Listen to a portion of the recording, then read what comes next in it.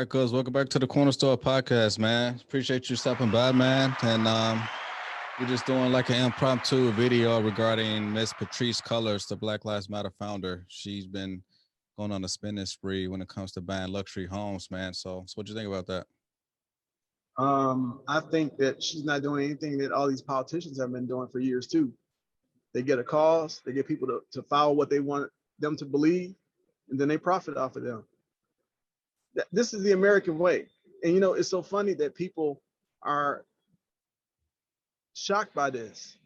This has been going on ever since this country was founded. You get people who support other people, they get them to follow them, and then they make money off of you.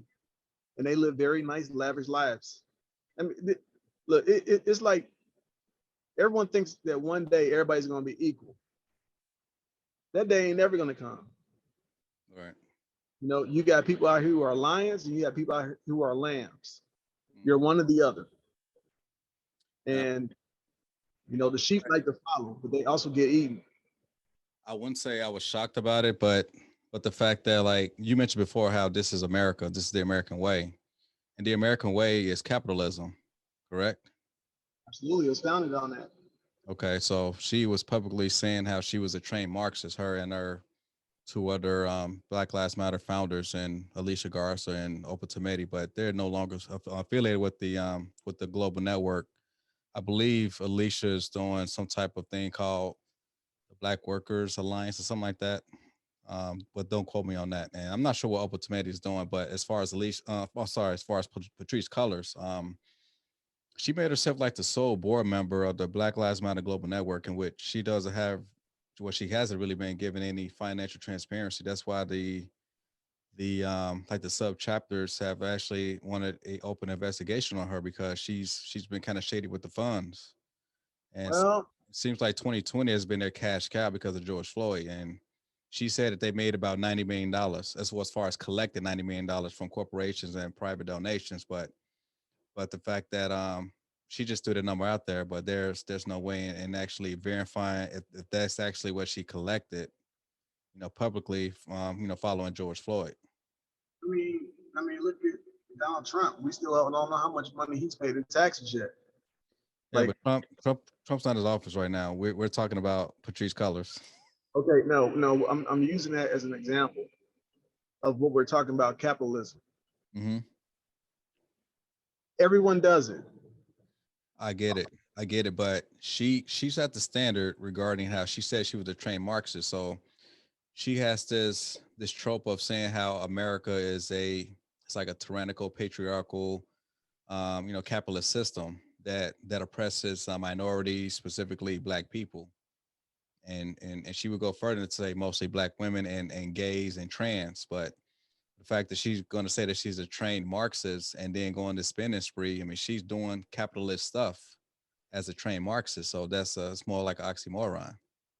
It is an oxymoron, and it shows exactly the hypocrisy in this whole entire system, and how people can be, they can be lied to, they can be manipulated. It's like, I want to start the straight movement. Let's do a movement by people who are straight, that don't want to be in those swim. You're late to the party because Lil Mama's trying to do that herself. I'm jumping on her party. No, I'm saying, like, it's not a division, but yeah, a lot of straight people don't like to be manipulated by those other sexual desires that other people have. And, a lot of them think that it's okay to do that, and it's not. No means no, no matter what. Mm-hmm. And a lot of men need to understand that just because you have an erection, that doesn't give a woman permission to have sex with you. But yet, at the same time, you got a lot of women out here in her movement, in these other movements, that are having sex with straight heterosexual men, and they're still in their sperm. And they're having babies with men, and then they go back to their woman. And if it was up to them, they would just cut all our testicles off and make us into slaves. I mean, I always wonder how she ended up having a kid, because Patrisse Cullors has a kid. The kid's maybe about maybe 3 or 4. I'm not sure if it's a boy or a girl, but I'm kind of interested in just to kind of like learn how that dynamic kind of happened, because I mean, she always been lesbian as far as I know, but the right. fact that she ended up having a kid, I mean, was it Well, surrogacy or what? no, all right. This has happened to me, and I'm writing about this in my book. It's about how straight men, they don't also need to worry about gay men, but they need to worry about gay women because they're out here stealing. So the title of my book is Men Protect Your Sperm. And that's for men and women. Now, when you say steal sperm, are you saying that they're posing as heterosexual women, and then after they get impregnated, then they just say, "Hey, I don't want you anymore. I'm really a lesbian." Is that how they doing it?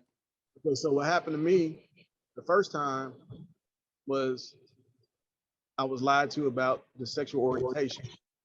Mm-hmm.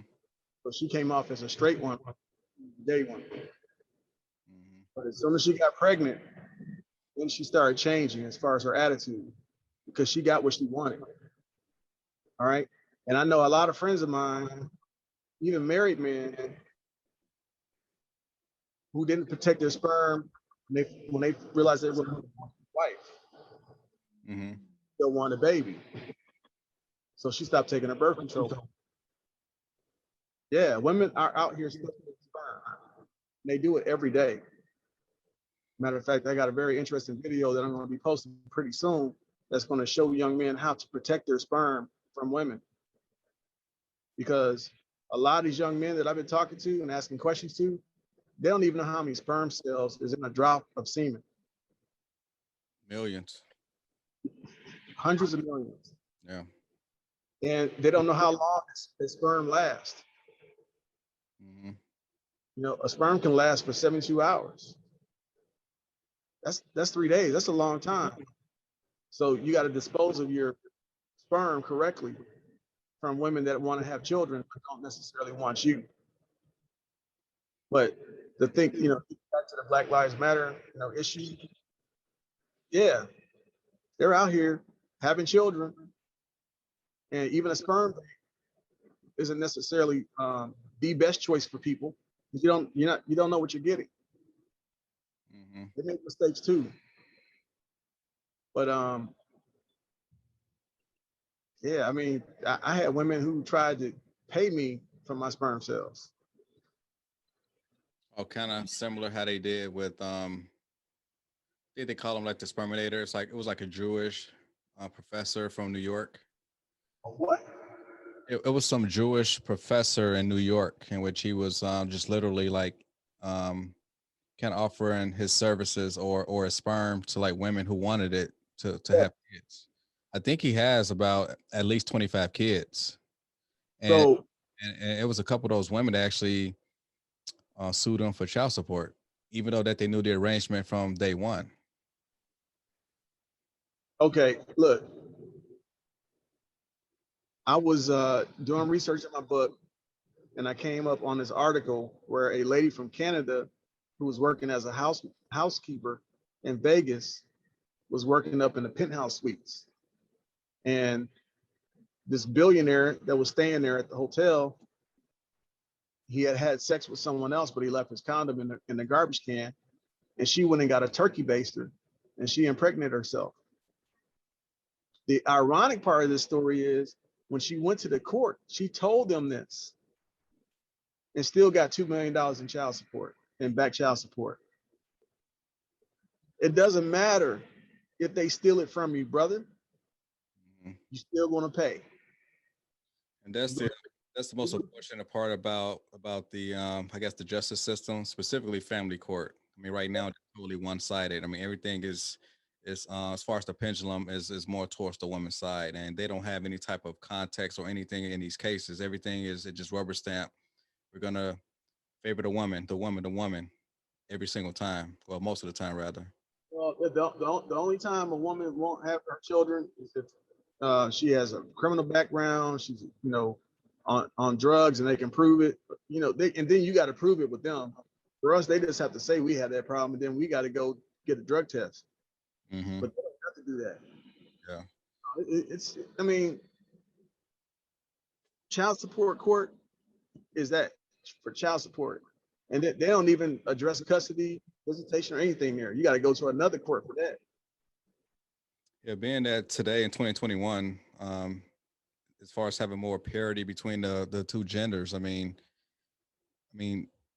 equality is more apparent now than it ever was, and the fact that they still got these laws in which it caters more towards the woman is just definitely just a travesty, and like the way things are kind of one sided. I mean, if we are truly equal, then when it comes to family court, 50-50 should be literally like the default. Start now. Okay. So in my book, I'm telling young men that before you get married, get a prenuptial agreement about your children. You get a woman to sign the agreement saying that if you have children with this woman, that you're going to have the same 50-50 rule with your children when it comes to custody. And then you can also decide how much child support you're going to pay beforehand, before you even. Is there a precedent to like men doing this? Because like a regular prenup and like a marriage, I mean, those get thrown out all the time. Okay. What I'm saying to you is this. You get her not only to do it on paper, but also on video. No, if me and Robert don't, make it, if it don't work out, I am not going to keep him from his children. I am going to encourage a loving and caring relationship with my children, with our children. You know what I'm saying? Mm-hmm. There's no judge that can look at a video like that and say, wait a second, lady, unless he kills somebody or he's a mass murderer or rapist or something, why can't he see his kids? You already said before y'all got married, that was the agreement. I'm just saying, men need to be smarter when they are making a decision on having a relationship with women. Yeah, of course. Yeah, man has to be accountable for their actions as well. So, I mean, I just hope that, one day we will start to kind of see that type of equality more towards, between the two genders when it comes to family court. So, but yeah, I totally agree with you. Just to kind of piggyback with the BLM, info. Now, have you ever read their mission statement prior to them changing it? I did. I read the first one. I haven't read the second one, but I mean, it sounds like you know what? It's like in the military. Every unit that they designate, they got some Latin word instead of English on what it says. Mm-hmm. You know what? Because most people can't speak Latin. Well, it's also language too.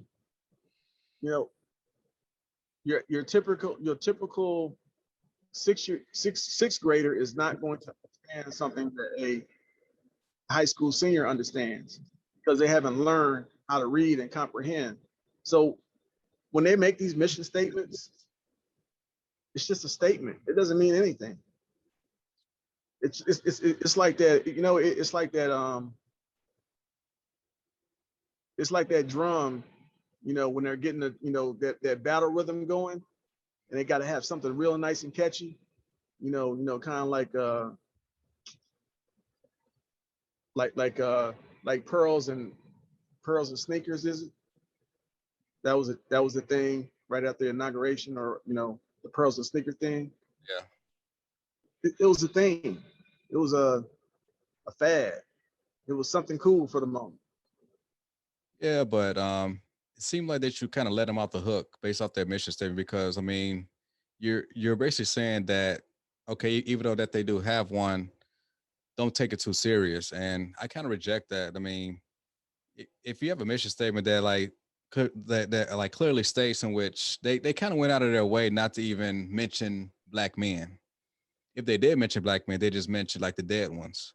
But when it comes to them saying about how they want to dismantle the Western patriarchal nuclear family, I have an issue with that. No, you should have an issue with that. Right. I got a big issue with that. And you know, as far as some so-called starting this movement, you know, Black Lives Matter, yes, that is a catchy phrase. I mean, anybody should be on board with that, but it's just a Trojan horse to kind of like get other agendas behind the scenes, kind of like on a pedestal per se. But the fact that like as far as me, like, you know, heterosexual man has a wife and two little girls, they think that my way of starting a family is the wrong way to start a family. Well, who cares what they think? But yes, who cares what they think? But they got the bullhorn. They got political power. They got all types of money flooding to them. So we got to take them serious. So we have to like, no matter how small my channel is, and other bigger channels is actually talking about this as well, we still got to push back on that. So Well, in my book, I discuss the importance of having what a lot of women want that they don't have. And that is a fully functional male. that sounds like a Kevin Samuels episode. Right. Well, I typed that about a year ago. So, but anyway, but you know what? I know a lot of people don't like the fact that he's rude and he's upfront, but he's not lying about anything he's talking about. Yeah. And that's why he's successful, because he's not lying about anything that he's talking about. But what I'm talking about, and I'm not trying to be, you know, Kevin Samuels or anything, I'm talking about before you have kids. I'm talking about bringing up children into stages in their life where they don't get molested, where they don't, you know, where they don't get somebody, they don't get pregnant until they're ready to be mature enough to have children. And so, you know, I've told you this before, I commend you as a fully functional male, because you went through steps in your life and you took care of you first before you took care of your wife and your children. You made sure that she traveled, you made sure that she got educated, you partied, you did the things that you wanted to do. Yeah. You trips, you know, I remember you doing all the baseball trips with your friend. Right. You know, all these states. You became fully functional on your own. And then you chose your bride. And y'all had children after you got married. Yeah, correct. Yeah. Lived together for a while and knew that y'all could tolerate each other for a while. You know, a lot of these women don't understand. It's over. As far as what? It's over as far as, especially in the Black community right now. I'm not saying it's completely over, but 80% of all children don't have a father in their home right now. Yeah, that's what Black Lives Matter. They want to make that the norm as far as female-headed households, and right. But kids vulnerable to certain abuses. It actually makes them vulnerable to like having only a feminine type of upbringing instead of having that yin and a yang, because you still need that masculine presence in your household. Look, I ask people this all the time now, especially women, because I actually talk about my book more with women than I do men, because the women are in charge of the men. So what's going to happen? You're going to have to get some of these women who are going to realize that, wow, I got with a guy when I was younger. I had babies by him, didn't really like him, didn't work out. He don't like me, I don't like him, but yet we're still hurting these kids by not letting them see each other. Right. Some of these women, and I'm charging these women with this, you have to tell your sons to protect their sperm until they're ready to become fathers, until they're ready to become husbands. You know, I have a unique story I'm telling, and I can't believe I went through all of it, but I went through it. But I want the next generation to know, go travel, go do the things go do you, you know, love yourself before you try to love somebody else. And I'll tell a young man right now, if you don't want to have kids, go get a vasectomy. Go get it now. Don't wait until after you got somebody pregnant and now you're paying child support for somebody else's baby, because they don't treat it like it's your baby. I mean, even as a married man, I have one, and I mean, I actually subscribe to the whole kid to income ratio. Okay. At this point, I mean, I can comfortably raise two kids and still afford to like take them to private school. We can still do vacations and they can do recreational activities within a park district. I mean, as long as we're living comfortable, fine. But I don't want to have like be in danger of like, putting ourselves in a situation which if we was to kind of have like another kid, then we're gonna make like a lot of financial choices as far as like scaling down on things. So, but yeah, even in my case, I felt that I needed to get one so that way we could kind of avoid all of that. Right. And then I've been talking to people about that too, especially these young men. And some of them are married, some of them have girlfriends. Mm-hmm. And this is the thing that really kills me about some women, not all women. They think it's all right to not tell you that they're trying to get pregnant. Some of them are trying to get pregnant and they're not telling the men. They're just doing it. Because they either figure, oh, well, he ain't leaving me, or he's going to take care of this child. There's no guarantee of that. Now, do you think that should be a crime? What's that? As far as if a woman was to tell you she's on birth control, but she really isn't, and she ended up becoming pregnant, do you think that should be a crime? It is a crime. What is it called? Oh, What's the statute? no, it's called God Knows What You Did. No, no, we're not talking about God. We're talking about in the court of law. Yes, I think What's tangible what's tangible that you can charge this woman for deceiving you, in which she said that she was on birth control. She really wasn't. She ended up having a baby. She putting you on papers, which she's going to more than likely get a favorable judgment in family court. And then you got to pay for the next 18 to 20 years. So as far as the way that I laid it out, is there a statute in law? No, I don't think so. Okay. All right. That's all I want to know. I've been looking for it. Trust me. I've looked for it for research and for personal reasons. But now they have a law on the man side, though. right, of course. Yeah, they got us. Yeah, that's called stealthing. Stealthing, yeah. Like if a man was to like start out wearing a condom and then somehow he was to kind of remove the condom. Oh, slip it off. Oh, that's a stealth. That's called stealthing. Yes, exactly. Okay, that's weird. Yeah. So that's a crime? Yes, that's a crime. So that's considered rape? Yes. Yes. So what if a woman is giving a man fellatio? Is that considered rape if he doesn't want it? I don't think a courtroom would even give her a negative judgment on that. I doubt it. It's hard to put a rape charge on a woman. Yeah. Unfortunately. They rape. Yeah, but they do rape though. Not at the same rate as men though. I mean, I wouldn't go that far in saying that is equal or anything. No, I wouldn't say that. I didn't say that. I didn't say anything about being equal or the number. For the purpose of this video, I just wanted to make it clear that I'm not saying that everything is kind of equal as far as with the numbers. I doubt that the women are doing that at the same rate that men are doing their like negative transgressions on women as far as the whole RAPE thing. But yeah, I don't think it's on the same type of level. No, I mean it's not on the same level, but all I'm saying is they do rape. Yeah. Okay. All right.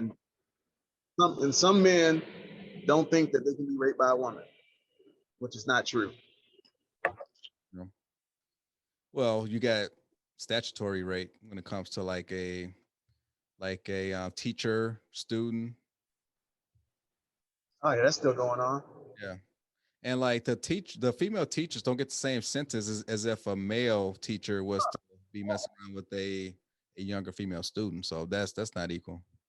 No, and then they also can get pregnant and still keep the baby too. Oh yeah, and I heard instances in which the teacher was able to get child support from that minor. See how the system has no contextual No. understanding of these situations that's going on. I mean, everything just rubber stamped. Look, and that's my whole point about this whole Black Lives Matter thing, because and then do I believe everything on TV? Of course I don't. But when you see more white people out there in Black Lives Matter tearing stuff up in these cities and doing all this stuff, it's like, okay, why you got more non-black people out there doing that? If it's really for the black people. Well, the way I perceive it, if I see like a lot of white folks out there, I truly think that they really mean well, but I don't think that they kind of see the same things that like we see when it comes to Black Lives Matter. As far as the actual global network, as far as the hashtag. Okay, well, can I give my opinion on that? Yeah, go ahead. Look, the reason why I use all those little white kids and all those white people is because they like to tear shit up. And they know they get away with it more than black people do. Think about it. Well, If you go anywhere around the world, if uh-huh. there's soccer, if there was a soccer championship, whatever, and they go out there and they tear up the city, they'll say, "Oh, well, they were just celebrating." Yeah, But then you go to a black neighborhood and it's like, "Oh, they're rioting." They're all rioting, but they get away with it more. So that's why they're employing these people to be out there, because they can tear things up, and they're not beating up the white people, out there. Well, that's propaganda. I mean, black people in general don't run these news corporations, so unfortunately, we can't.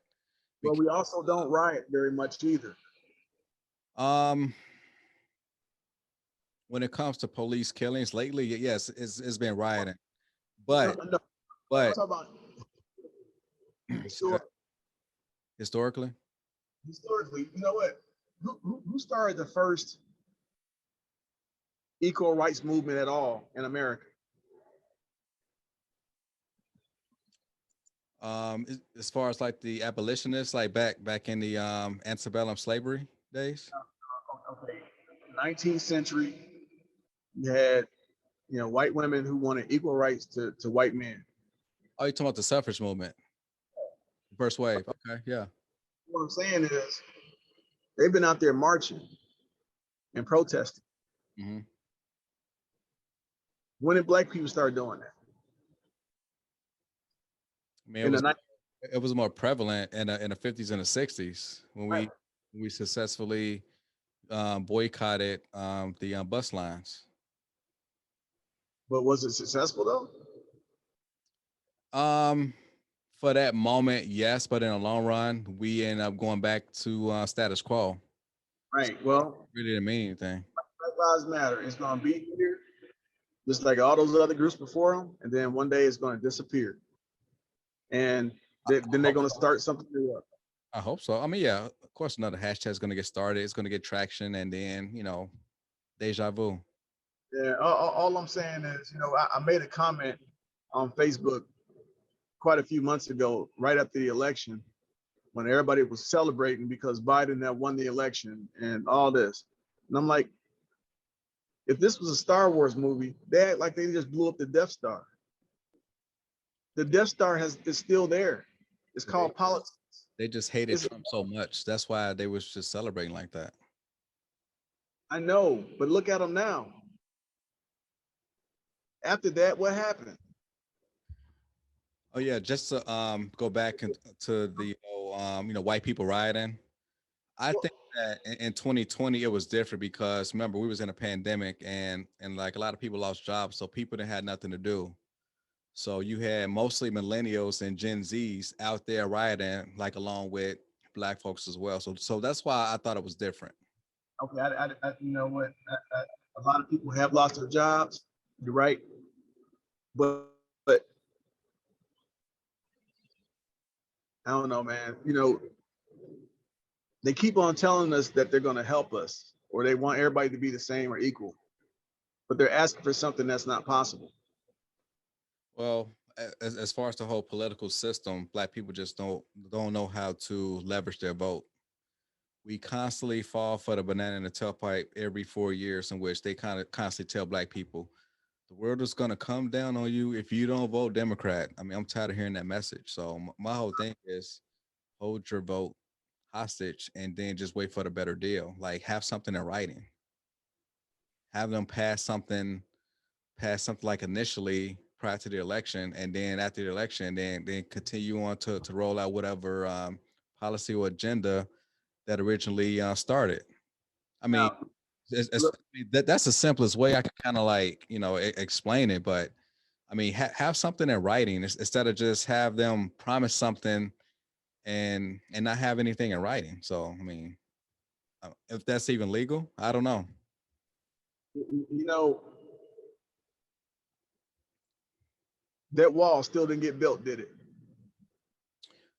I think it was Yeah, under construction. I believe Biden's going to finish it. I doubt that. I read an article which Biden said he was going to finish the wall. He didn't want the wall, so why would he build it? I mean, remember politics is WWE. I mean, the red and the blue they constantly fight each other just so that they really don't have to do anything. And like the worst thing to happen for Democrats was for Georgia to like win both those Senate seats because it kind of forced them to have to deliver on something. So they no longer had Trump to blame. They no longer have the Republicans to blame for anything. So at least for the next 2 years, they have to deliver on something in which they campaign on $2,000 checks and they campaign on $15 minimum wage. None of those things happened. Of course they didn't. Yeah. They're always promising things. That's what I'm trying to say. Yeah. Look, nothing is going to change. Nobody is ever going to be equal in this country. You're going to have the three-tier system. You got the wealthy, the middle class, and the poor. That's not going to change. The Egyptians had the rich, the middle wealth, the middle class, and the poor. Mhm. You know, everybody has a rich, middle class, and a poor class in their societies. Right. But I mean, of course, the crabs want to get out of the poor bucket, but only so many crabs can get out. I'm sorry, that's just like life, you know. Yeah. When it comes to capitalism, One impregnates that egg. yeah. When it comes to capitalism, yes, it's going to be winners and losers. But as far as in America, you could literally write your own ticket as long as you put in the hard work. Not everybody. Okay, so people who didn't make it, what type of factors made them not make it? Okay. First DNA. Who you messing with? No.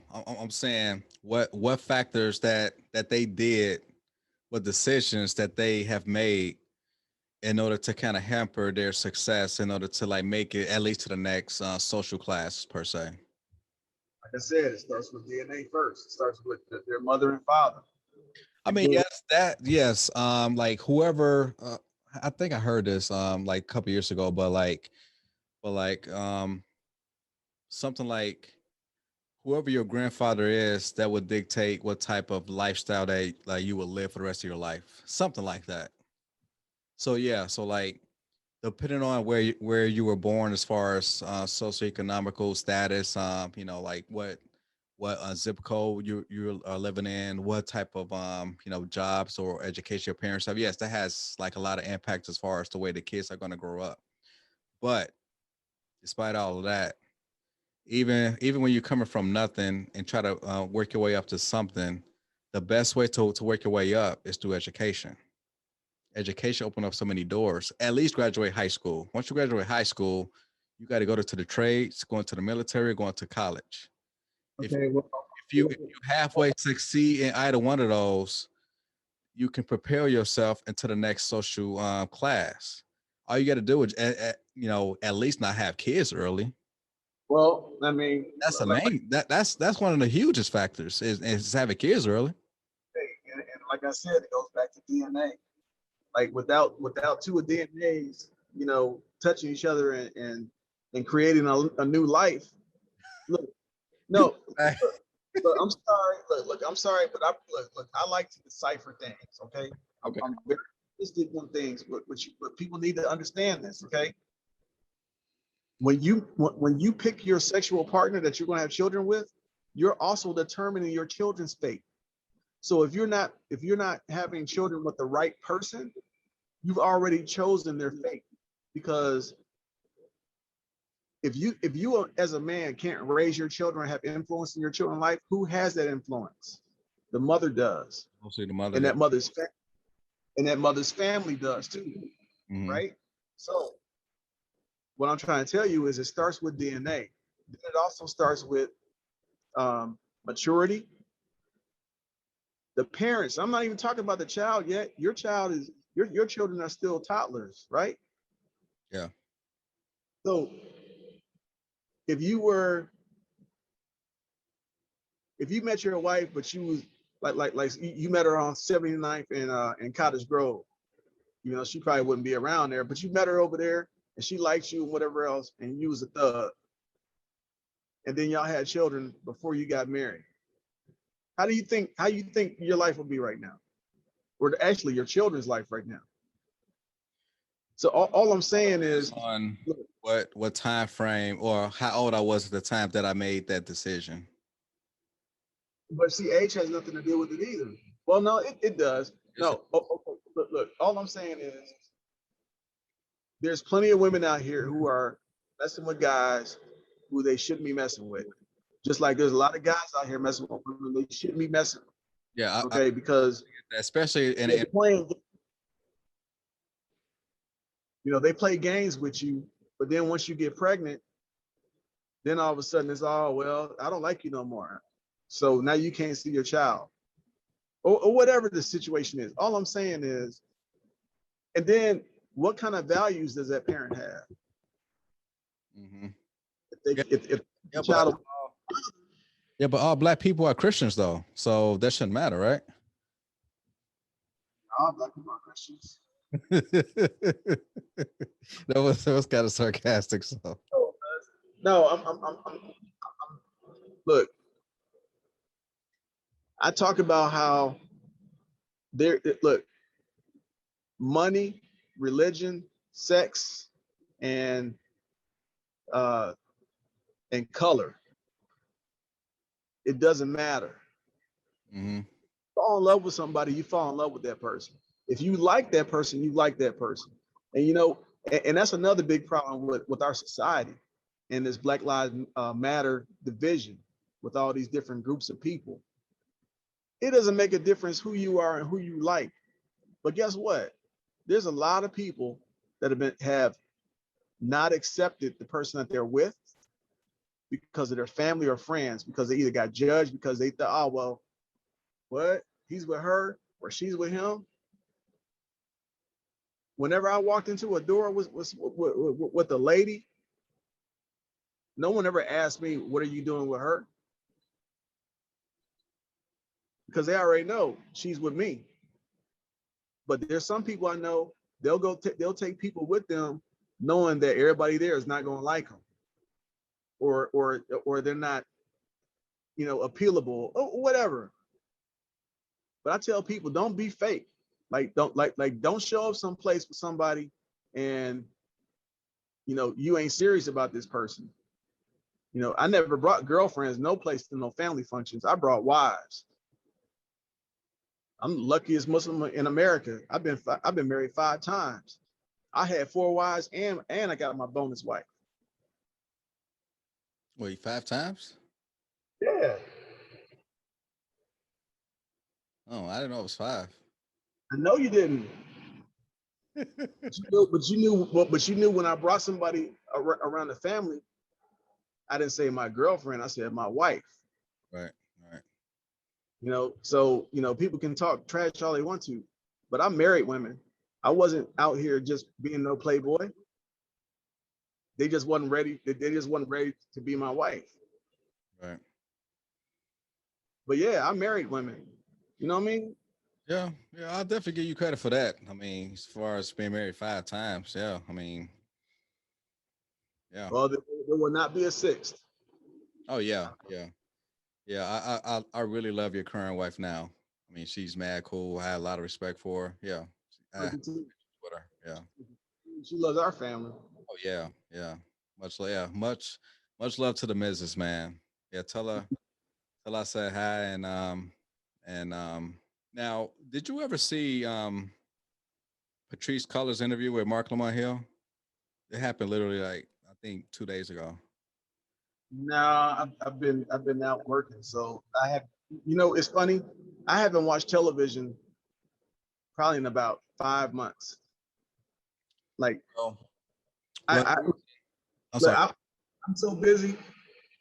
I used to watch one news program every day, CBS Evening News, because my father used to watch it, and I watched it with him from 6:30 to 7, whatever that time slot is. I missed that. I get it recorded. I might go back a week just to see what they said happened. The only time I really do turn it on now is if I get some alert on my phone about a mass shooting, because they've been happening like crazy. Oh yeah, it's going insane at this time of year. Yeah, I mean, it's starting to get warm outside. Yeah. We're coming out of the caves. Yeah, but But well, actually, the reason why I brought that up is because so called she came on his show to kind of explain all the criticism as far as her buying all the real estate. She actually bought like a house in your neck of the woods in the Atlanta area. She bought like a $400,000 house in which it had like its own like guest house. It had like a helicopter or aircraft hangar or something like that. It had like an airstrip or something. It was something extravagant. And I was like, wow. airstrip? Yes, yeah, it was like a community airstrip. Yeah, Oh, okay, all right. So, okay. Yeah, they got those here. yeah, You can go on these places and go make your own hangar to put your aircraft in. yeah. But I'm saying, but why would a Marxist buy this type of property? It doesn't make any sense. I mean, I get the whole grift. Some I place mean, to go it's and start chasing after her. Like, you know what? Someone's gonna try to tar and feather her one day. She's gonna have to go, hide someplace. So she won't get the feather. She'll just get the tar though. she got plenty of real estate now. I think she bought like 4 or 5 houses. So yeah, she got plenty of places to lay her head down at. So She's probably renting them out, making money off them, or letting her friends stay there when she's not at them. I mean, look, I don't know. but the issue is not her buying 5 houses. The issue is how did she get the money to get all the houses? Because she claimed that she doesn't take any type of salary from the whole Black Lives Matter Global Network. Because right now she has a deal with Warner Brothers in which she's supposed to produce content for them. But I mean, as far as the whole dollar amount, as far as give it to her for the deal, that was never really disclosed. I mean, so far in her IMDb page, it's really nothing there. She co-wrote a book with someone in which even if they was to sell a shitload of books, she got to split the profits with the other co-author, Of and, course. and a publisher need their cut. And then what else? She does speaking engagements. She's also a professor at like small colleges, but the fact that she like bought like almost $4 million worth of real estate literally in like a short amount of time. That's why people are kind of give her the side eye why she bought all this real estate in which she claimed that she doesn't take money from Black Lives Matter Global Network. She collected $90 million for the Global Network in 2020 alone. We don't know how much she collected since the inception back in 2012.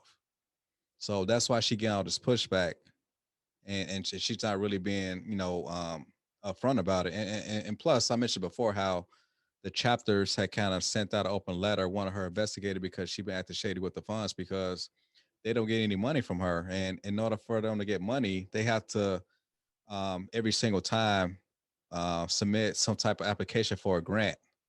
My whole thing, Right. Yeah. my whole thing is funds should be reoccurring every time they get money coming into the global network. They don't have Yeah. to get funds as far as via application. I mean, that makes no sense. So, Well,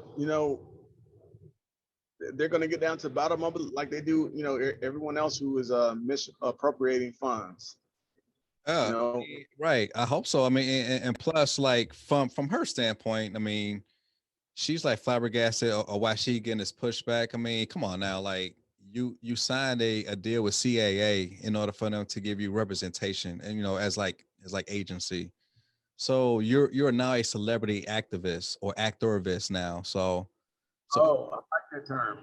so anything that you do is going to be highlighted. So you got to watch the way that you move, because if you seem like that you're making shady dealings, then yes, people will find out about it. They're going to write about it. They're going to do commentary about it. You can't be shocked at what's going on if you making sloppy moves like this. Right. Well, the whole global market is changing with this Bitcoin, all this, all these different things that are happening in our world now. And it's funny. I was talking to Aunt Willow one day, and she was telling me, she said, Nor, she said, I don't, she said, my age of people weren't meant to be around these younger people because I mean, they have an older way of doing things. And I mean, there's things that these children can do that we can't do, like figure out, the passcode or something, or, or they're on their tablets all the time, whatever. Technology in general is constantly changing every single day. Yeah. I just want to add this on the clip.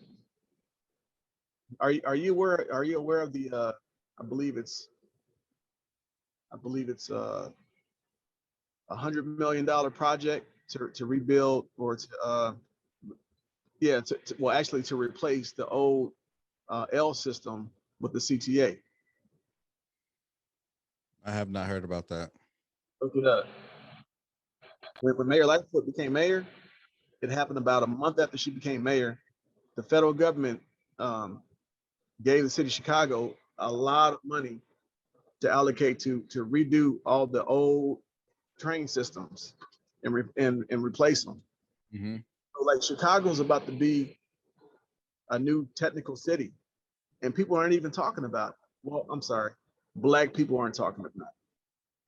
We're the only ones that don't know about it or aren't talking about it, and it affects us because all those train systems go through our neighborhoods, and a lot of them. As long as like minority companies are being allocated certain contracts, then yeah, I mean, hopefully. Yeah, but they get the small contracts though. They get the little. I mean, you know what? I know people that I went to high school with a guy that worked for Mayor Daley for like 10 years, Mhm. and they have had plans for years to rebuild Chicago back into another golden city that it used to be. Chicago used to be like, oh yeah, y'all got the tallest building in the world. You got, some of the best museums. I mean, we had the best art institute, at one time. I mean, Daley was working on that actually. Like his last big project before he left office was rebuilding Millennium Park, and he also turned Meigs Field into Northerly Island. So Right. No, I'm saying, he was look, working on that type of stuff. right. Well, I mean, it's funny. I joined the Navy in 1989. Got stationed there a couple times back and forth, and things changed. I mean, some for the better and some for the worse. But Chicago is due for a makeover, and that's what they're getting ready to do. And Well, which areas though? I mean, are you talking about South Side, like South Shore, or the whole South Side is going to yeah, get redone. yeah, I'm hearing about that because they're supposed to be doing those golf courses, and if they make those golf courses PGA level, Right. Yeah, a lot of them folks gonna be gone. Oh, Tiger Woods was supposed to design it. I don't know if it would be designing it now because he just was in an accident. But um, especially people don't understand history. If you go back, if you go back, say 70 years, just about the whole South Side was Italian and Polish and Jewish. Oh wait, how long? About 70 years ago, Where at? all over the South Side, Well, you said Italian. What else? 70, 80 years, Italian, Polish, and Jewish. You said 7 or 8 years ago. 70, no, 70 or 80 years ago. Okay, that makes sense. Okay, I thought you said like 7 or 8 years ago. I was like, that don't make no sense. So There were hardly any black people on the South Side of Chicago, and when our grandfather and grandmother moved here, they pushed a lot of those people left because they didn't want us there. yeah, that's what Willa said when they first got here, because she went to Hyde Park and it was pretty much kind of like mixed. Yeah, there was a lot of white people there. And like eventually, it pretty much kind of turned into a mostly black school. Well, then you had the riots after Bobby Kennedy was killed, and they were burning people's house down in Woodlawn and other parts, and that's why you had all those vacant lots out there. Because matter of fact, the National Guard was out there shooting black people in Woodlawn and other areas out there. Did you know that? I didn't know that. So they rioted over Bobby Kennedy, Yeah, and they didn't riot over MLK or Malcolm X. of course. Well, I don't know about Malcolm X. I know when King was killed, when Kennedy King was killed, both of them were killed. Yeah, they had riots on the South Side, and the governor brought in troops. And the stories that I heard was there were Uncle Richard, those rangers. They used to protect people's property from these Negroes out here that was trying to burn people's property down. Oh, Negroes were trying to do it. Yeah. So look, they were just trying to riot because they were mad. So they were doing like Molotov cocktails, burning people's house down. Burning their own communities down, right? No, these were white people. Oh, they were doing. Look, Woodlawn back then, they had white people that were living there. There was a lot of white people in Woodlawn too, not just black people. Mm-hmm. It wasn't until after the riots and all the houses burned down, and a lot of white people moved out of there. Well, white people are back in Woodlawn now. But now they are, not when my father moved in there. Yeah, there was no white people on Woodlawn. Yeah. They stayed on the other side of 61st Street by the university. Mm-hmm. Matter of fact, they wouldn't come across 51st Street unless they were getting on the bus to get out of here or get out of there at the time. Mm-hmm. But now I've been telling people for years that they're gonna move back in there because I used to work at the university, and I used to overhear them say things about how they wanted to buy a house over in Woodlawn because it was so cheap, but they were like, but the neighborhood's bad, so you don't want to go live over there. But some of those people bought property and they sat on it for some years. Matter of fact, I came home on leave one time and a guy called my father and offered him $500,000 for his house back in, I want to say 1993. Oh man, that was a pretty penny. Yeah. And my father was like, he said, how much? He's like, nah. And then when he got the phone, he said, Abdenor, you got this offer me $500,000 for my house. I said, and you didn't take it? He was like, nah. He said, because if he's willing to offer that much, he's willing to pay more. Plus I don't want to leave here anyway. I love this house. So he wasn't selling no matter what. So no dollar amount would have had your father sell it. Look, you can offer him $1 million for the house right now. He ain't moving. Your father better man than me. I'm telling you, that's my father though. You could look. If I won the lottery tomorrow and had $1 million and said, "Look, can I buy your house for me?" Nope, I'm not selling this house. This is my house. That sound Look, he's not leaving Woodline. like I mean, you could still buy it from him and he could just still stay there, right? I offered that. He didn't want to do that either. Look, my father is just as stubborn as our was, and she was stubborn. Well, you couldn't tell Cora nothing. She was gonna do what she wanted to do. I mean, from like the time that I've been around her, I mean, I'm Andrew. I was, as far as what I remember, I was like from 5 to 8 or 5 to 7 at the time. I was like going over her house, and yeah, I mean, back then I perceived she was a very feisty woman. Darn. Yeah, you wasn't gonna get over on her. Yeah, but she loves some mister though. Yeah, I mean, she'll get on me if I try to touch her cookie jar, you know, stuff like that.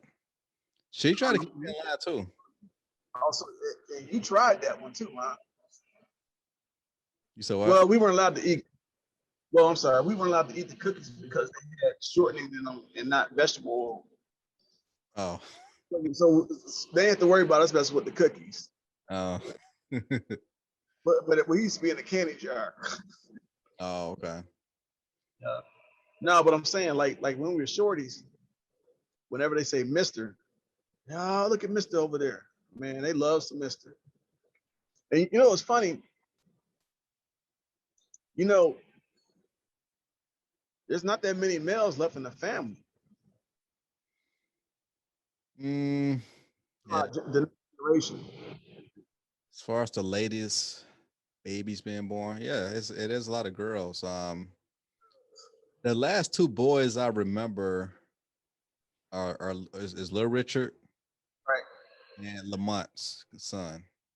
And we actually just had a conversation about this last weekend. So I was at Emmanuel's, and I was telling Lamont, I was like, well, your son is the only child that's going to pass on the Ivory name because everybody else got girls. right. Yeah, we talked about that. Well, as a matter of fact, like I'm the only one that had boys in the Kareem family. Yep. And let's see who else.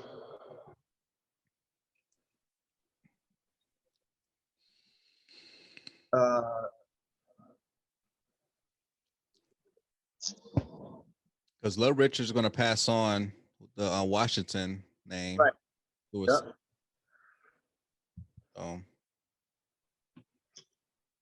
Now, yeah, because look, like how many nephews do you have? I got a total of like 16 nieces and nephews. So yeah, I haven't really sat down and counted. I don't have any nephews. At least not. Yeah, I don't have any nephews at all. I also put a number on it.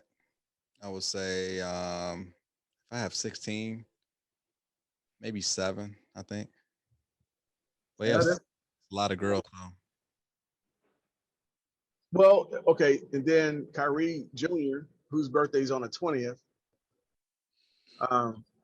So that's another Kareem. So actually, yeah, all the Kareems are from my seed. Right. Father seeds. Mm. And then our grandfather seeds, who was old man Larkin. No, I'm sorry, no, granddaddy, no, great granddaddy Larkin was old man Larkin. Mm-hmm. Yeah, that history is still kind of like blurred at this point because we kind of hit a dead end with that, but we just need to like just stick with it. Because we actually had an interview with the Hills, but that fell through because one of the cousins had to go to the hospital like the same day they was gonna have an interview, but we gotta schedule like a new day for that. Excuse me, but I definitely want to talk with Jeff. gotta talk to Jeff just to kind of get Uncle Walter's side as far as how he was living, how did he meet A. Marie? Because Jeff thinks that Uncle Walter is literally like the sole reason why the family moved up to Chicago. So, Yeah. he has his story. Willa has her recollection of the story. So, but still, I still want to hear him out. So, No, no. so soon, I gotta talk to him. Yeah. And sometimes you can tell a story and get to the truth. Oh yeah.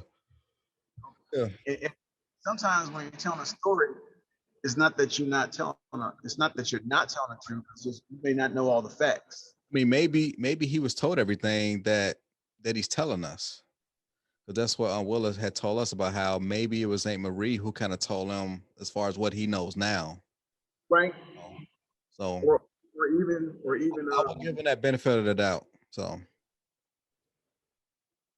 but like I said, but there's lots of stories, and then there's the truth.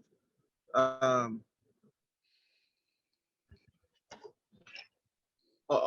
I know is that I just want to know as much about my family as possible so I can pass it on to my children so they know where they came from. mm-hmm. And that's the important part for me. And a lot of people don't feel that's important, but I know our family feels more important than that than other families. I mean, yeah, hopefully you'll be the one to tell them that. Hopefully, but if not, I mean, hopefully our videos can be just as of help as well. So, but hopefully, yeah, they can kind of get everything from you. Hopefully, one day y'all can all sit down and kind of hash things out. But yeah, man, I mean, I would love for that to happen. So, but at this point, man, we just Look. They can learn about history. They can learn about history from us just documenting it the way we're doing it. Because I mean, I got a history. It's funny. Been calling my father, asking him questions, and talking to him, and there's a lot of things about him I didn't know because I never asked, or I didn't ask at the right time. Maybe I don't know, but all I know is he's been through a lot in his life, just like I've been through a lot in my life. Yeah, even when we interviewed your dad, in which he kind of talked about his athletics in Niles, Michigan. I mean, even Kahar said that he never even knew about that, and he would never have fathomed that y'all dad was literally like a local celebrity in that area, like back then. No, I knew about that. Oh, okay, yeah, well, yeah. Kahar said he never even knew about that.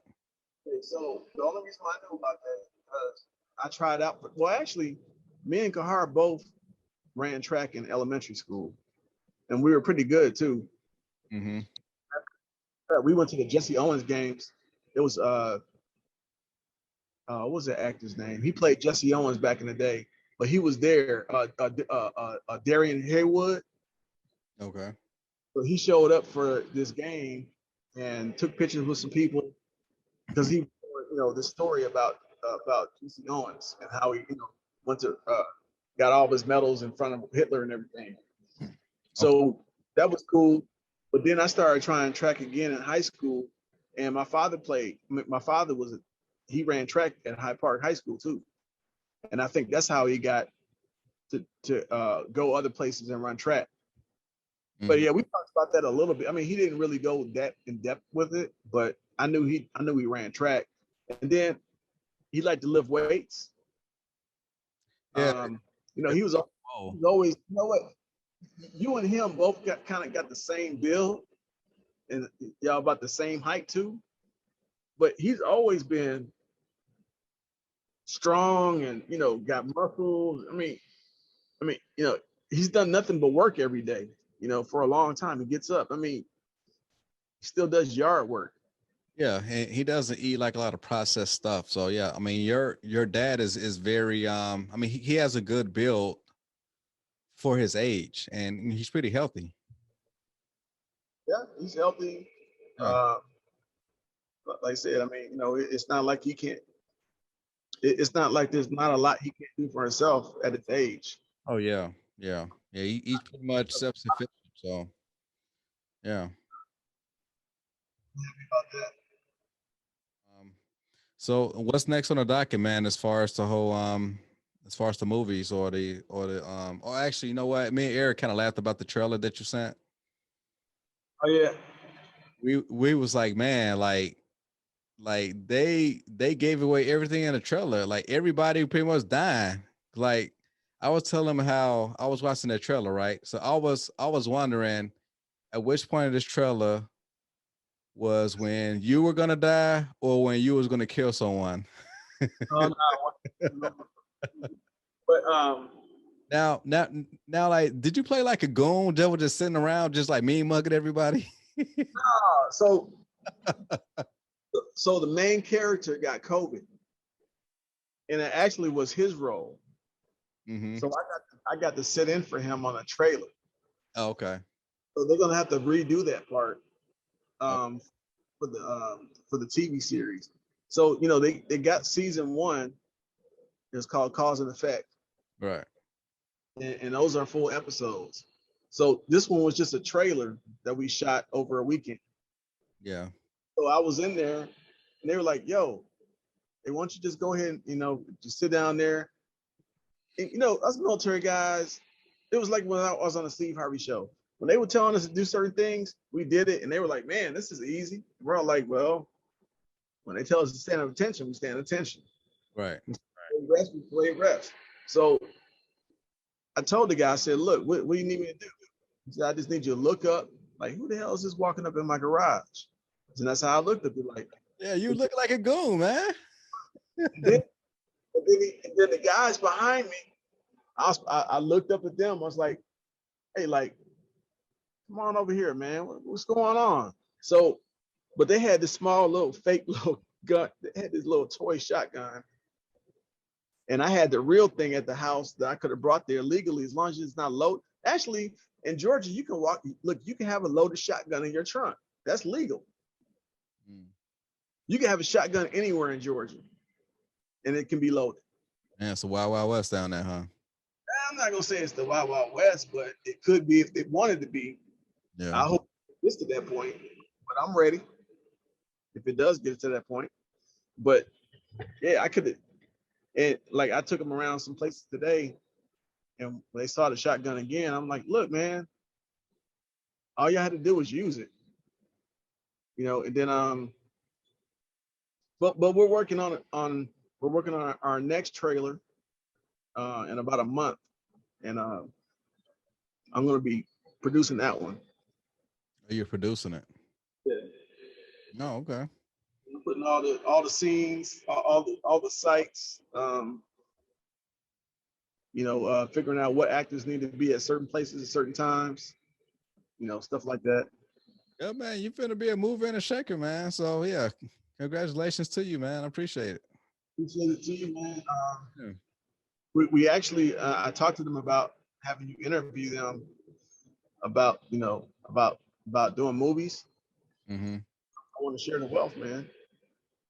Okay, yeah. I'll definitely get up to speed as far as watching the episodes. I want to get to know the characters, so that way I can have more of a better preparation on my end, so that way I can kind of like do the best that I can on my end and asking like the most pertinent questions. So yeah, I definitely appreciate it, man. Yeah, no problem. Appreciate it. They're they're working on some pretty interesting projects coming up, and it's not all just the gangster kill people stuff. It's they're doing they want to do some movies of substance, Okay. and they want to tell some stories that haven't been told about Black people.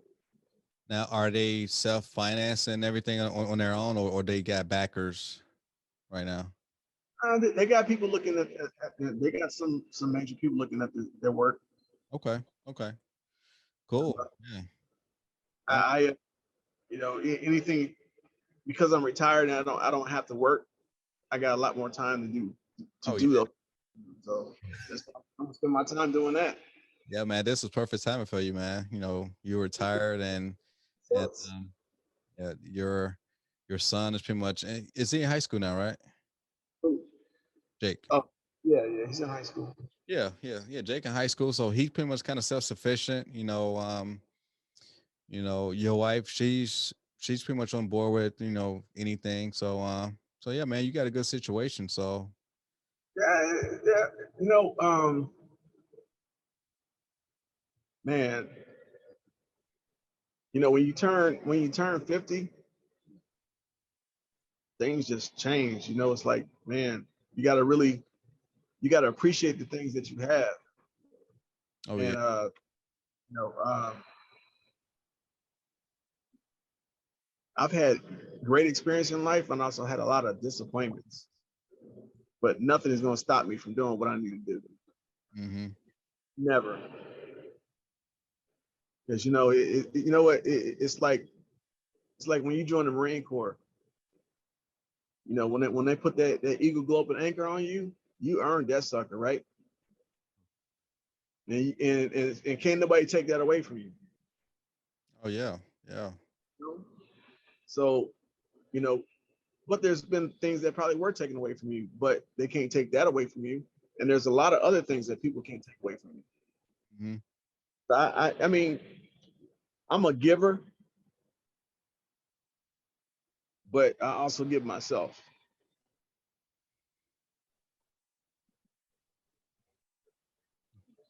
Yeah, yeah. I definitely agree with that, man. Ever since I left the military, came home, and then that pretty much kind of like allow us to like to kind of like get close, and when you made trips to Memphis, I tag along with you, and we had fun weekends out there, man. And you bought a house. Well, you ain't buy a house, but you was in base housing in Highwood, man, and I didn't mind making that drive from the city and going up there and kicking it with you. So Man, look, we had some good times then. Matter of fact, I was just telling Eric, man, how I appreciate him being one of your best friends because he's always been one of the coolest guys I've met. He's truthful and look, no filter. Look, I'm sorry.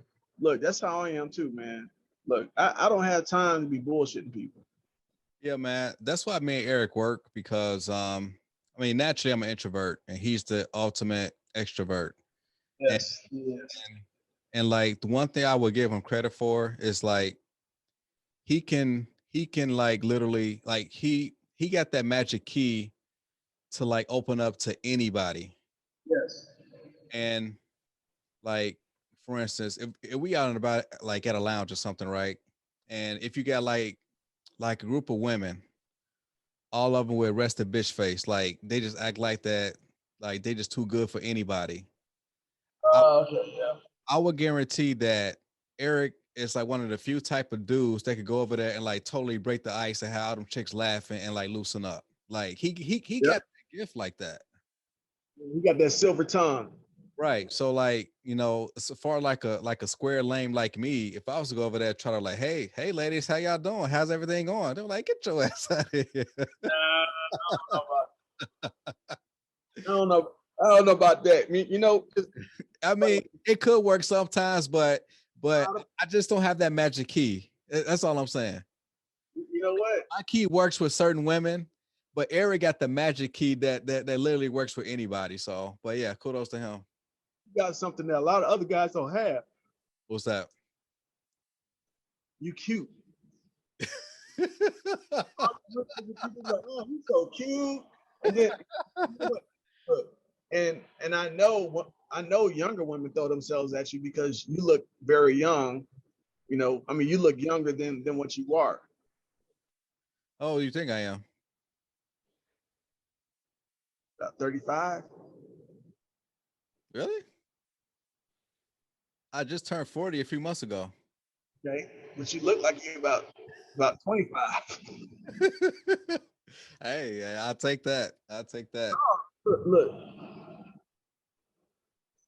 I've been going around all these movie sets, right? And they be like, yeah, what's up?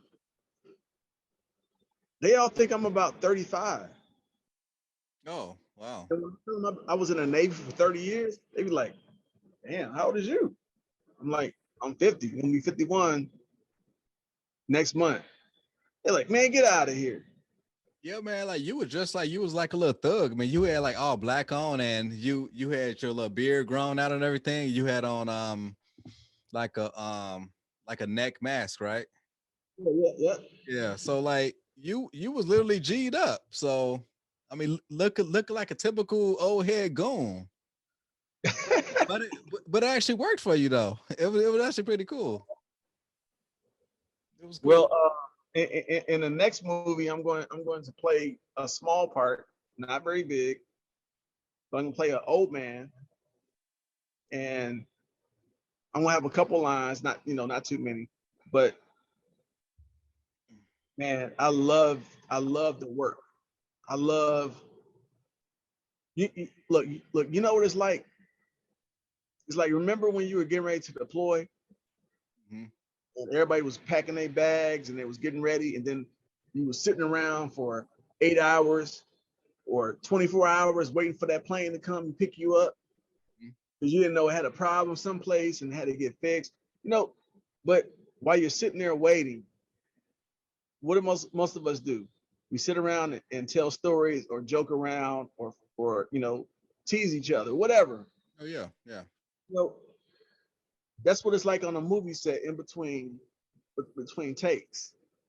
People are sitting there talking, joking, telling jokes about, Black Lives Matter. Yeah, you mean the All Lives Matter, fake Black Lives Matter movement that's just for, the sexual supremacy for some over others. Oh, okay. So they seem like that they took that red pill also. So yeah, they definitely know the deal. Yeah, but what I'm saying is, when you go to a movie set, I mean, everybody has their job to do, just like we did in the military. And oh my God, this is so funny. This is one thing I learned that after Sami she used to tell me. I didn't understand it, and I told her not too long ago. She used to tell me how she was a starving artist, and I didn't understand what she meant by that until I went to my first movie set, and they got food at every movie set. They got to feed people, Right. and them people were sitting there eating the hell out of this damn food. It was I turned around and it was gone. I'm like, what the hell? They was like, man, I was starving. Oh, like, are you eating? And I was sitting like, all the Subway sandwiches are gone. What the hell? And then you go and then it was like one bag of chips and like two guys were fighting over that. It was starving artists. Oh, okay. But one thing I understood about her now, I saw a picture with her and chat with Bozeman when they were working on a set of Law and Order, and they feed everybody. Mm-hmm. Even all the movie sets around here, like catering, is a big business here because they're always feeding all these movie set people. Yeah. So I'm going to be doing some of that too. Yeah, Ryan Coogler stated that he wasn't going to take Black Panther 2 out of Georgia. I mean, good for him because like a lot of people have been moving business out of Georgia, which is unfortunate for like most of the Black businesses out in the area anyway. No, look. The Black businesses are not starving here. Trust me, they eating good. They eating pretty good. Yeah, but still, like business shouldn't leave Georgia. No. Is it really the Black businesses that left, or was it the movie production companies that left? Those aren't Black owned. No, right. But as far as the baseball All-Star game, they moved it from Atlanta to Colorado. But as far as like the hotels and the restaurants, they suffer because of that. Okay, yes, you're right. But look, and I'm upset because I live 8 minutes from the stadium. Matter of fact, me and these guys were just there for lunch today. Mm-hmm. It's called the Battery, and it kind of looks like it's like a campus. So you got the baseball field, and you got all these restaurants, and it's closed in, where it's not accessible to in and out traffic unless you're coming through there. And I mean, I really want you to come. You're always invited, but that was my plan. Remember, I talked about that. I wanted to have the cousins trip out there. Yeah, I wanted people to come. I was going to tailgate, and we were going to go to the All-Star game. And I was gonna, matter of fact, I was even going to surprise some people and give them a number 42 shirt, after Jackie Robinson. Mhm. So yeah, I missed that opportunity. But then again, there's gonna be others. That's one thing about me. I missed that opportunity, but there's gonna be others. Oh yeah. Yeah. You just be patient for it, Right. because everything doesn't come to you all at once. Hell, look, I'm a prime example of that. I'm blessed. Yeah, everything's a process, man. It's all about the journey. I mean, everything's won't be, given to you on a platter. So as long as you put in hard work, man. I mean, those lucky breaks, what lucky breaks come to people that like actually do the hard work. They do. Yeah. And those who are patient Oh with yeah. their hard work. Right. You know, look, I look at it like this. You get some, wow, I can't believe I'm finna say this. What do black guys call each other? NIGGA. Say again? NIGGA or my dog, my boy, my homie. Right. Yeah, my dog's a big one. What's up, dog? Yeah. All I'm saying is this. When are we going to decide what we call each other versus what they have told us to call each other? Like I'm saying, like who was they? White people. I'm saying like what are we calling ourselves? Okay, besides NIGGA, in which it's a spawn off the other word. Okay, all right, no. I'm sorry, I'm getting a little deep on this one.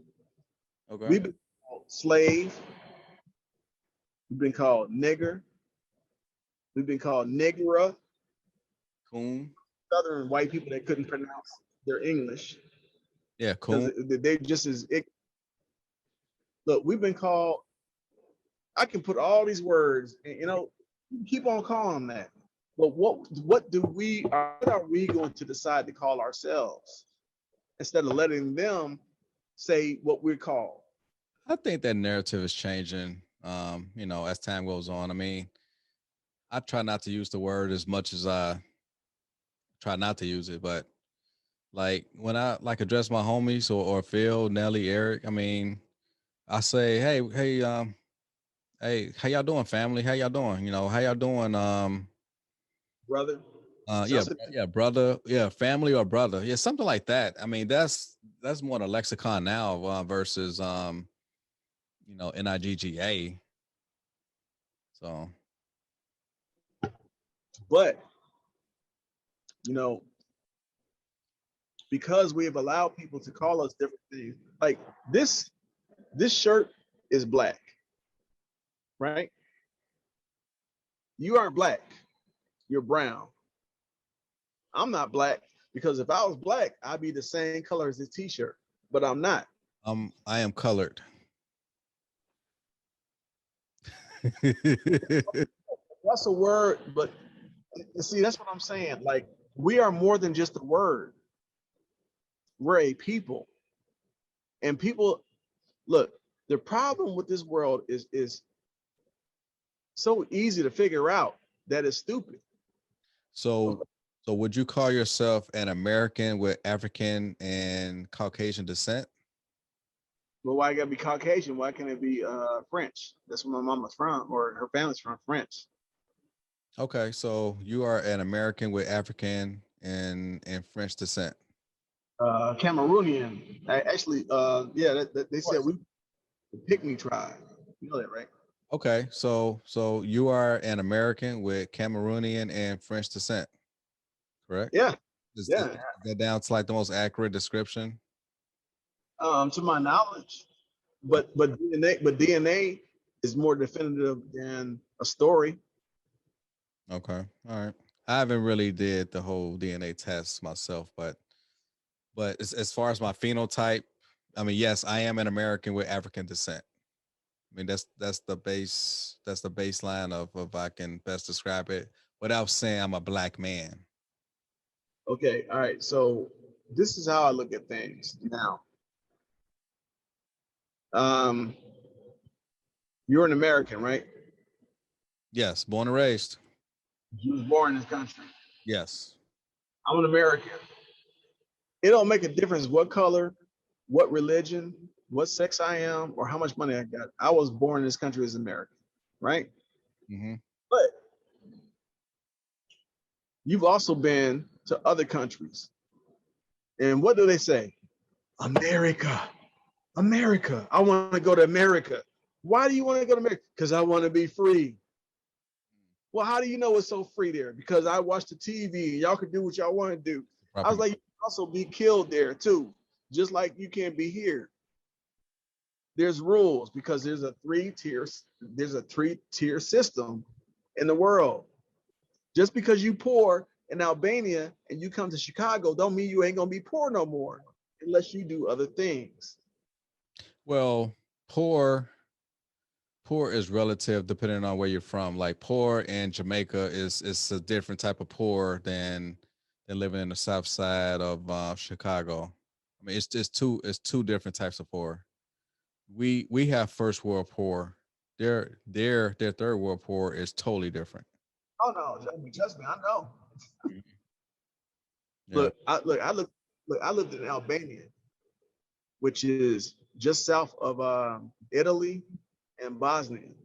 Mm-hmm. And those are white Muslims that live in their country. And they are the poorest people I've ever been around in my life. Mm. The poorest.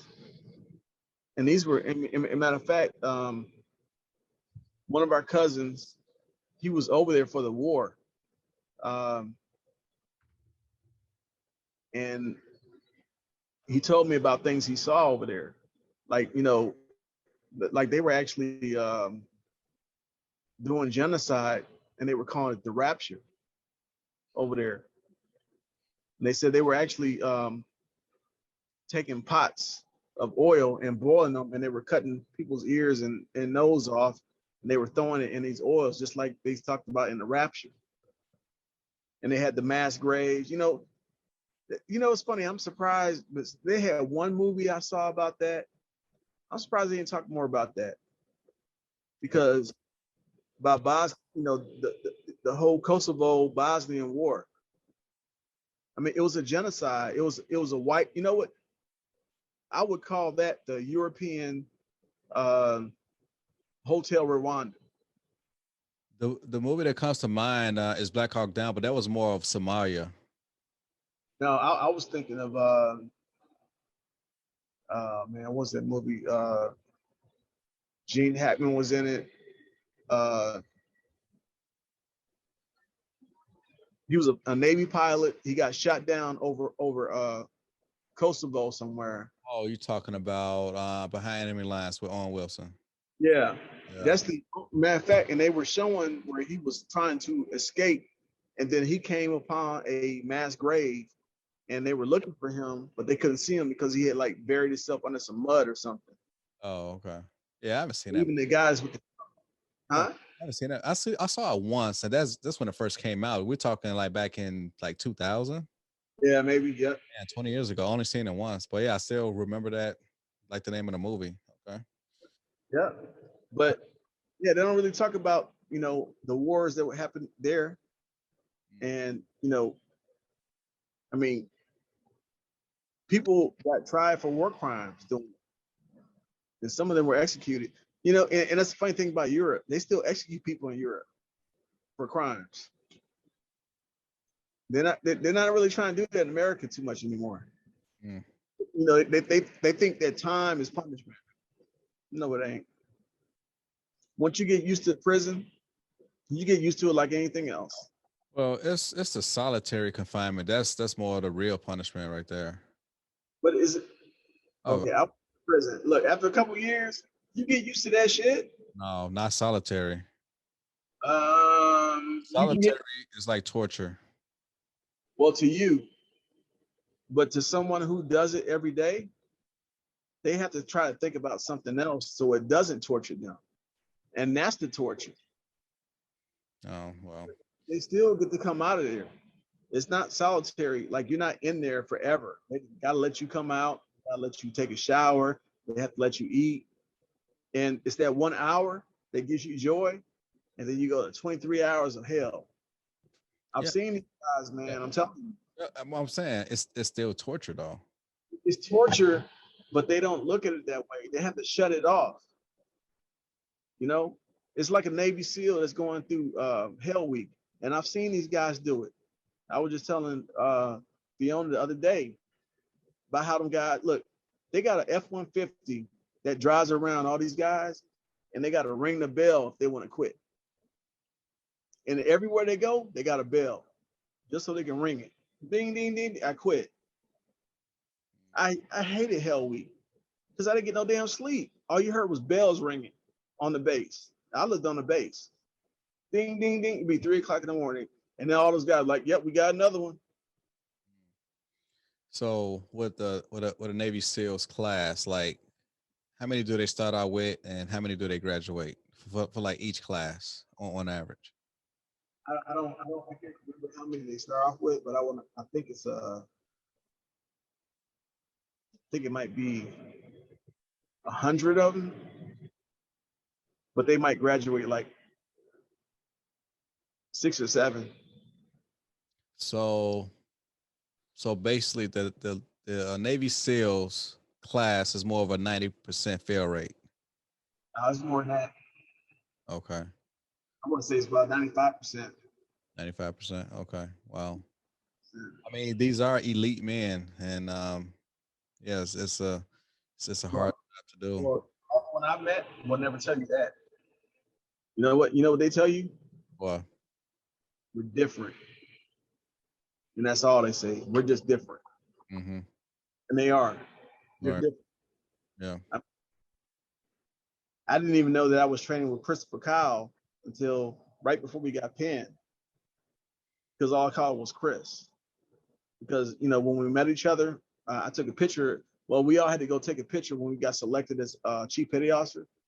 And we were we went to the Buds complex, and we were on a berm, a sand berm that oversees the beach that they swim at all the time. I'm in the back. I should have been in the front because I'm shorter than the rest of these guys and girls, because we had guys and girls in our class. Because there's another thing people understand. A SEAL team is more than just the SEALs. It's everyone else that supports them. Oh, all right. We're all on the SEAL team together. Like I was on a SEAL team, but I'm not a Navy SEAL. I was a support. Look, the Navy SEALs have 2 categories. You're either a frog, which means that you're a SEAL. They call that Trident the Frog. Or you're a tech. A tech is anyone who technically advises or does something for them. A frog So, tech. Okay. So you got a frog and a tech. I was a tech. I was a medical tech. So when they need the corpsman, they say, hey, doc, we need you. Other than that, I'm doing whatever I want to do until they need me. Oh, Or I'm verifying medical record. I'm working. But, you know, when they were doing spy rigging, I had to be out there in a truck just in case, you know, they had a medical emergency and they fly them in, and I got to transport this guy to the hospital. You know, it was, when you're on the SEAL team, it's more than just SEALs. It's not what they show you on TV. You know, it's the guys, you know, going around doing all the killing. Yeah, you got a support tab. You got ITs. You got, we had SWIT guys, special boat operators, corpsmen. Yeah, and look, even your personnel specialists, make sure you're getting paid right. They have a support staff, just like the MEF. You know what I mean? Like the recon guys, you know, they still got a staff of people that take care of their recon things. okay. I never even that was never explained to me as far as the way that the SEALs train and or how they structure was. So yeah, it's good information to know. Yeah, I never even knew that. Yeah. So like, you know, I lived in the barracks right next to theirs, and their barracks stank. it smelled like funk coming out through their windows because all they do, look, they're not allowed to walk anywhere while they're in buds. They have to run everywhere they're going. They don't have to sprint, but they have to run. They have to be in a forward motion, a jog, a sprint, a run, whatever, but they are not allowed to walk anywhere. And you got all these SEALs on the base, and if they see you trying to even think about walking, come on, man, you've been on Marine Corps base. How many sergeant majors you ever seen? No, you seen first sergeant and sergeant major. Come on, hey Marine, where's your cover at? They be looking. We had to be like in full uniform, and we always had to have like a buddy, like travel with the buddy system. Right. You can never travel alone on base, as far as in boot camp. Right. But if you got caught without one, yeah, you get your ass really late. They will put you on the, what is that called? They called it the. It was in front of the squad bay. They had a name for it. I know what they call it, the quarter deck. Yeah, they'll put you on the quarter deck. Oh yeah, I know that one. Yeah, they in front of everybody. Yeah, yeah. But you were NJP, but you're not being NJP. You just being you just get right hazed, but hazed. But there's no hazing in boot camp. So, but yeah, man, we could talk for hours, man, about that, man. I always like talking about military stories, but my night is coming to an end because I worked this morning.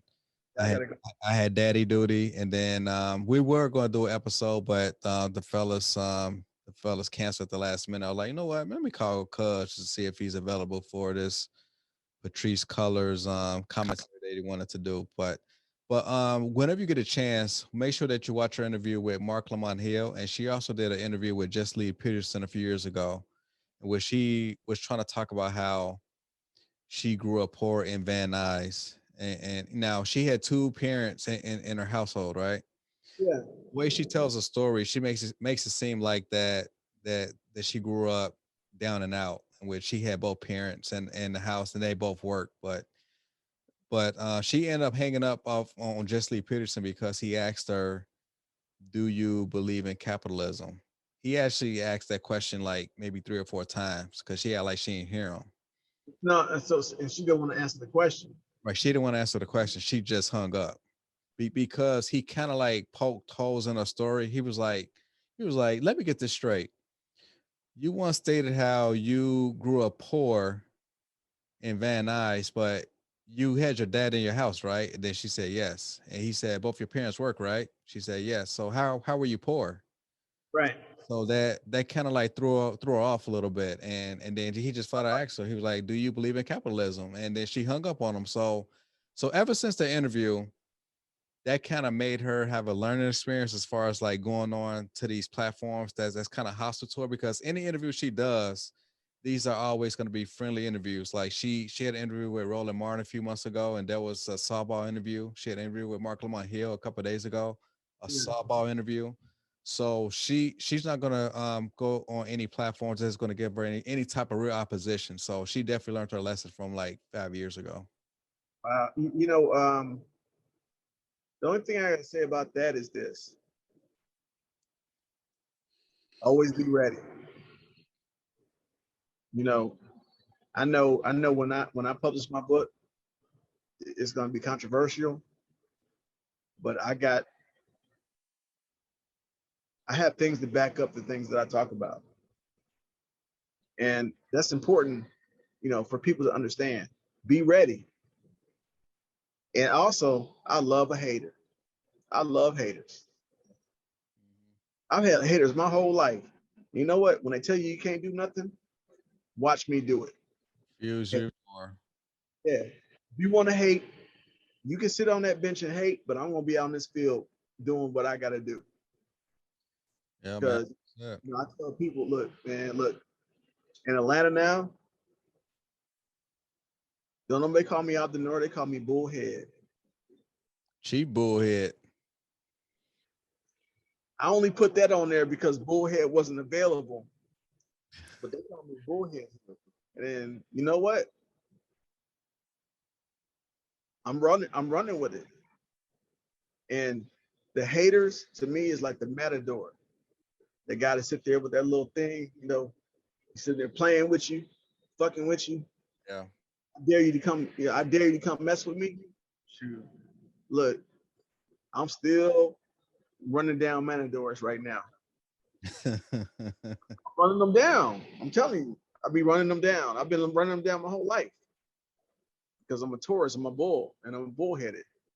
So now I'm bullhead. Yeah, man. You know, definitely good stuff, man. You know, stay on your purpose, man. Stay focused, stay motivated. You know, stay on your grind. Good things Right. come to you, man. And yeah, definitely proud of your success so far. And yeah, keep going at it, man. You know, I always like these conversations, and yeah, we definitely got to talk about like some more military stuff on some time at a later time. So, but yeah, man, I got to call it a night because I need to get some rest, man. I had a long day. Look, I got to get up in the morning and do some things too. But look, cuz I love you, man. I appreciate it. Hey. Well, man. All right, man. You be safe out there, man. And yeah, rest of y'all be safe. And yeah, this is Corner Store Podcast. And signing off. Talk to y'all later. All right, cool. Hey, tell Cassie I said I love her too, man. All right, Peace. all right, man. Peace. All right.